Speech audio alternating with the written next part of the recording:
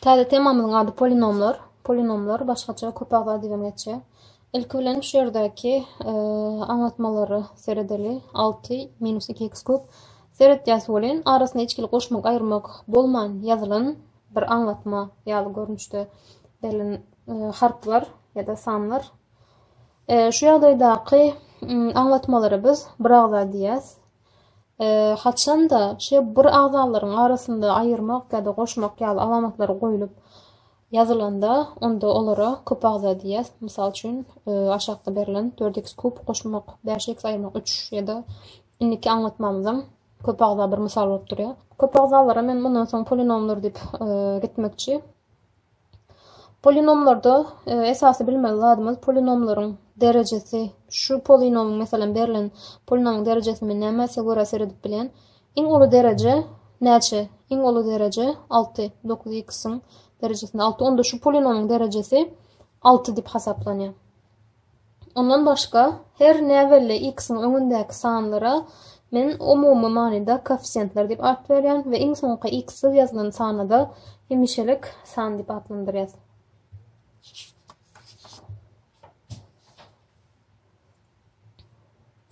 Indi polinomlaryň derejelerine baglanşykly x sany mysalymyz var şu ýerde. Minus 7x kub şu polinomyň derejesini tapyň diýilen bolsa, onda derecesi şu ýerde näçe bolýar? Seretden x'in derecesi 3 demek. Şu polinomyň derecesi 3. Indiki polinomyda seretýäs, x'in derejesinde 2 wa, y'de 3 wa, z'de hiç zat ýok, hiç zat ýok demek 1 wa demek, t'de 6 wa. Onu muňaly köp näwelli berilen ýagdaýynda men etjek zadym hemmesini goşmak, 2 goşmak 3, goşmak 1, goşmak 6. Onu deňdir 5, 6, 12. Demek şu berilen polinomyzyň derecesi 12 bolýar. Onu eger polinomyň derecesi 0 bolan ýagdaýynda men oňa 0 polinom diýen, 1 bolan ýagdaýynda çyzykly polinom diýilýär. 2 bolan ýagdaýynda derecesi kvadrat polinomlar. Eger polinomyň derecesi 3 bolsa, kub polinomlar diýip adlandyrylýar. Ine şu ýerde bir mysal berilen, bize şu berilen polinomyň 0 polinomdygy berilipdir we bize a goşmak benim bahasyny soraýarlar. Onu bu näme diýmek bolýar? 0 polinom diýmek hiçkilik näwelli x'im ýok demek. Ýöne berdiýim x bar bolsa, bu x'lar ýok etmek üçin şu öňündäki koeffisientlerim 0 deň bolmaly bolýar. Onu şu ýerden deňleýäs.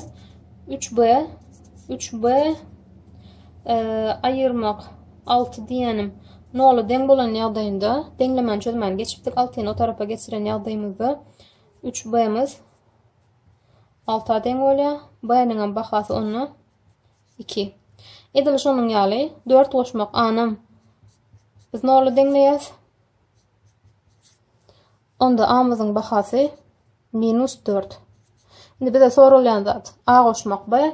Onu a'nyň ýerine -4, b'niň ýerine de 2-ni goýan ýagdaýymyzda jogabymyz -2 çykýar.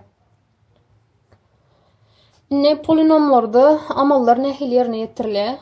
Ilki bilen goşmak bilen aýyrmaga seredeli. Mysal üçin şu ýerde px polinomy, qx polinomy, rx polinomy berilen we bize a mysalymyzda rx bilen qx'in jemini soraýarlar. Onda men näme? Ilki şu ýere rx ýazan.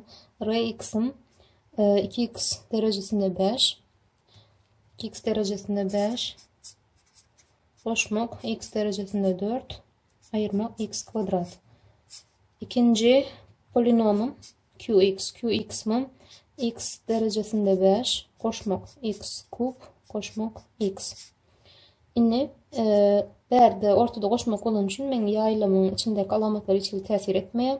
Şoň üçin göni goşmam bilen onu goşamda men nähil goşýan? Eger derejeli sanlardaky goşmak düzgün ýadyňyza düşýän bolsa, derejeler meňdeş bolanda men goşup bilýärdim. Onu 2x'in 5'i ve x'in 5'i var. Jejemi 3 sany x derejesinde 5 bolýar. İkinci seretýän x derejesinde 4, başga bamy ýok, onu göni özüne ýazýan, goşmak x derejesinde 4. Ondan soňky gelýänim x derejesinde 3. Başga derece bolmadyğı üçin, x derejesinde 3 bolmadyğı üçin onu göni özüne ýazýan, x kub. Ondan soňky gelýän x kvadrat minus x kvadrat, ondan soň x'imiz bar. Demek iki polinomun ceminin neticesi şu anlatma böyle. Eneki misalım ayırmak. Ayırmakta ne etyen edil şu usulü yerine getiryen ilki qx yazyan yayın içinde yazalı x derecesinde 5 koşmak x kub koşmak x ayırmak px. Px'imizden berde verilen 6x derecesinde 4 önünde minus var. Koşmak 5x kub ayırmak 2x koşmak 5 dengdir. Yine şu minus menin bütün yayımın içine tesir ettiğin için men yayımı tədidin şuna göre açın. Onda x derecesinde 5 koşmak x kub koşmak x ilki yazyan minus minus plus öyle plus plus 6x derecesinde 4. Ondan sonra 5x geliyor. Plus bilen bu minus minus öyle. Minus 5 x derecesinde 3. Bu minusla bu minus plus öyle. Onda plus 2x plus bilen minus minus olan için minus 5.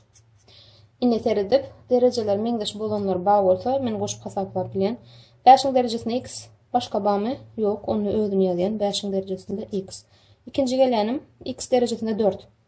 6x derecede 4 ve başka da yok. Onu gönü ödüne geçirin 6x derecesinde 4.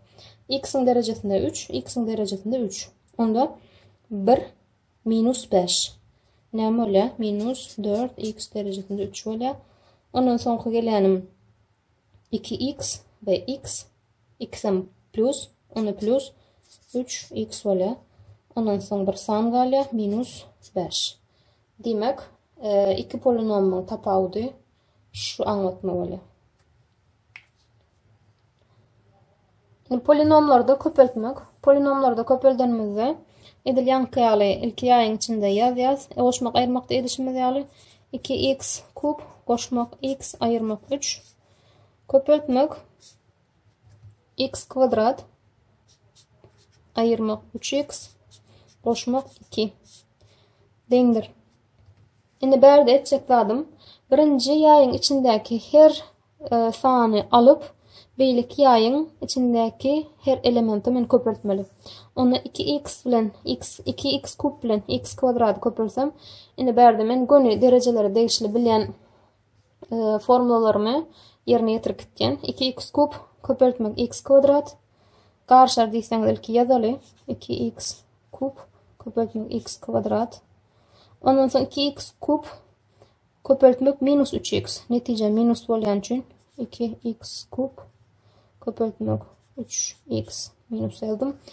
Ne 2x kub ile 2'ni köpelsek 4x kub olur. Onu koşmak 4x kub.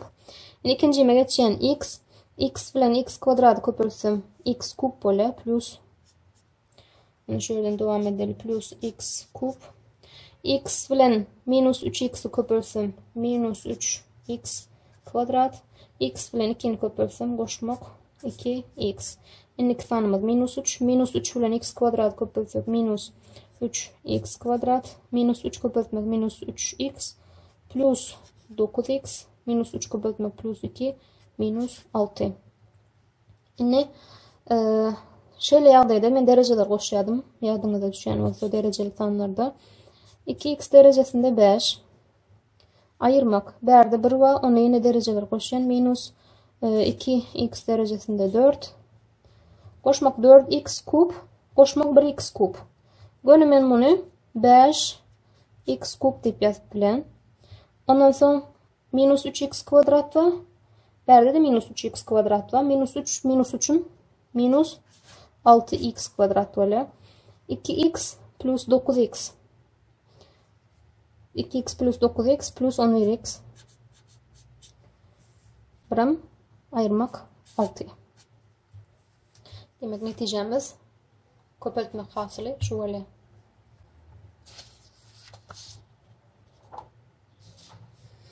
Şimdi polinomları bölmek meselesine geçelim. Polinomlar bölünmesi nehil bölüyoruz. Berde de sütunların bölmek işini yerine getiriyoruz. Sütunların bölünmesi ilk seyredecek zadım 2x kvadratın içinde ben derecelere seyrettiğim ilki ne x'i ne açığa köpelsem 2x kvadrat edip bilen birinci en ul derecelerin işleşen imişi 2x kvadrat etmek için men şu yerine 2x'a köpürtmeli. Şuna 2x kvadrat denilecek bolan. Onu 2x köpürtmek x'imiz 2x kvadrat bolan. Mongolya köpürdenim için de Mongolyanın köpürtmeli. Onu köpürden yağdayımızda 4x bolan. Yani minus 4x. Indi ayırıyaz. 2x kvadrattan 2x kvadrat edersek ne bolan? Minus x minus 4x. Minus 4x'in ayırmak bilen birlikte önündeki minus plus bolan için neticemiz 3x bolan. 6'yı aşağı düşüreyim. Indi 3x var şu yerde. Şu x'im 3x etmek için neçe köpürtmeli? Plus 3x etmek için onu plus 3'e köpürtmeli. Indi 3 köpürtmek x'im 3x. 3 köpürtmek minus 2 minus 6. Kalındığımız 0. İndiki misalımız seyrettiyen 6x kub 2x mi 6x kub etmek için neçe köpürtmeli? 2'nin 6 etmek için 3'e köpürtken x'i x kub etmek için hem x kvadradı. Onu 6x kub bola köpürtsek 6x kub. Bunun 3'ü köpürsek 3x 3 için 9 ayırmak 9x kvadrat. Onu ayırsak kalındığımız 0 bola berdi. Ne yukarıdan 12x ayırmak 7'yi düşürüyoruz. 12x ayırmak 7. 12 etmek için 2x'i neçe köpürtmeli bolan? Koşmak 6. Koşmak 6. 2 6'ın 12. 12x.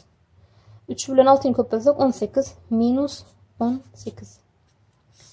Ayıran yağdayımızda 12'den 12'den 12 ayırsak 0 bola. Minus 7. Minus 18. Plus 11. Yine şu yerde yeten payım 3x kvadrat koşmak 6. Kalın demem 11 bak kalıyor.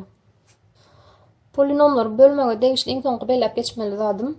Haçanda px polinom men x minus a anlatmasında bölünümde kalındısız bölünen olsa yani kalında 0 olsa onda men onu şu yerdeydi yazıp bilen px dendir qx köpürtmek x minus a sebebi kalındısız bölünen dedik. Adet sanlarda barlap bilirsiniz. Onda menin pa'm yani haçanda x'in yerine a bakanı koyanımda dengliğim 0 dengeli. Onu şu yerden görüp bilenim x'in yerine a koyanımda x'in yerine a koysam şu yer 0 olan için bütün anlatmam 0 etti. Onu şuna değişli bir misal çözülü. Şul polinomu men x koşmak 2'ye bölünümde kalındısız bölünen eken kalındığım 0. Onda şu diyenim menin neymi? X minus a. Onda eğer men a'nın bahasını tapıp p'nin yerine şu x'ların yerine şu bahanı koyup 0 denglesem m bahanı tapıp bilen. Onda şunu dengleli x koşmak 2. Sebebi x minus a diyenim şu yerdeki. Berde x koşmak 2 koyuptur. İki taraftan x'lar yok eden yağdayımızda a'nın bahası minus 2'ye dengeli. Bu ne mi demek? P a 0 diyenim olsa berde a 2 olan için p minus 2'miz 0 olmalı demek böyle. Ondan şu yerde px polinomumuza minus 2 koyalı. Yani p minus 2 dendir. Minus 2'nin 5. derecesi ayırmak 3. Minus 2'nin 3. derecesi koşmak m köpürtmek minus 2 ayırmak 2. Onu şunu ne mi dedik biz 0 dengliydik. Minus 2'nin 5. derecesi minus 32 ayırmak minus 2'nin 3. derecesi minus 8 minus 8 köpürtmek minus 3 plus 24 minus m minus 2 köpürtmek plus m minus 2m ayırmak 2 dendir 0. 2m'i berdeki m tapmak için hem sanlar hesaplap dendirme tarafına geçireceğiz. Minus 32 plus 24 neçe öyle? Minus 8 öyle. Minus 8 minus 8 minus 2 minus 10 minus 10 ağrık geçireceğiz falan plus 10 olup geçiyor. Demek minus 2m diyenim 10'u den. Onda m diyen bakamız minus 5'i demek. Polinomların değişleri düşündürecek temalarımı kayıt kaçıyor şulardan varıp indiki sapaktan başlayıp fonksiyalara seyrederiz. Hazırlıkça sağ olun.